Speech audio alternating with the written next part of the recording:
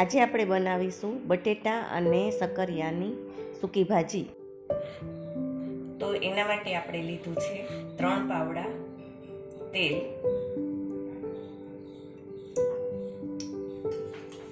તેલ ગરમ થઈ ગયું છે। હવે આપણે જીરું નાખીશું,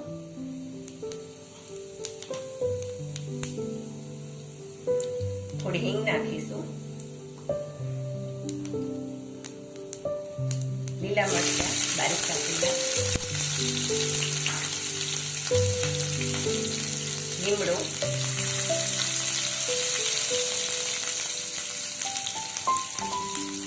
અને થોડા ધાણા આપણે નાખીશું। આવી રીતે તેલમાં ધાણા નાખવાથી એની સ્મેલ અલગ જ લાગે છે। ત્યાર પછી મેં લીધા છે સકરિયા અને બટેટા।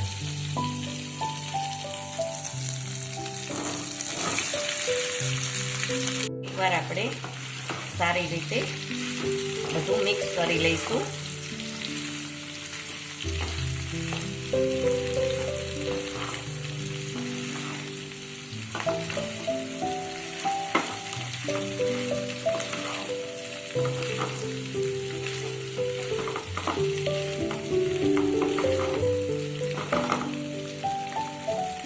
પછી આપણે નાખીશું સ્વાદ પ્રમાણે મીઠું,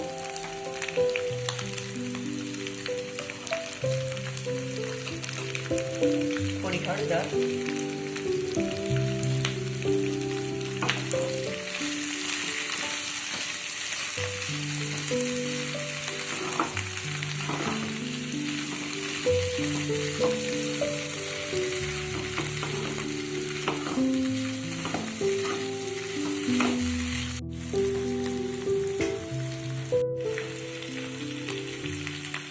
ત્યાર પછી આપણે નાખીશું લાલ મરચું,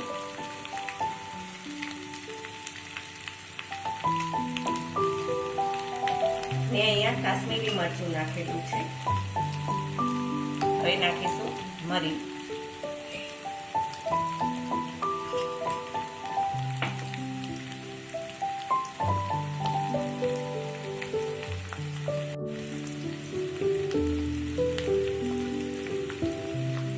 પછી આપણે નાખીશું લીંબુનો રસ।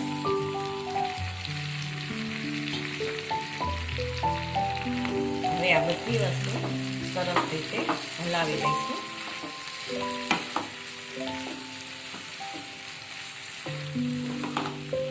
મેં આમાં ખાંડ નથી નાખી, કારણ કે સકરિયા ગળ્યા જ હોય છે।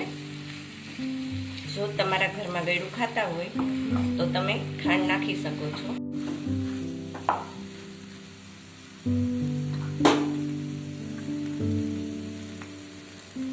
હવે ઉપરથી થોડા ધાણા નાખીશું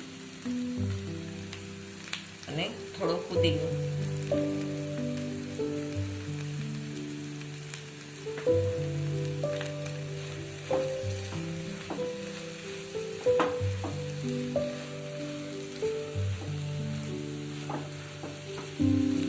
છેલ્લે થોડો જીરું પાવડર નાખીશું।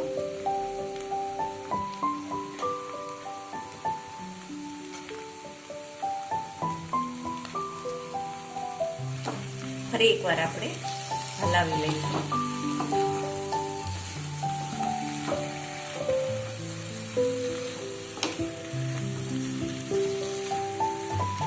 લગભગ 5 મિનિટ રહેવા દઈશું આમના।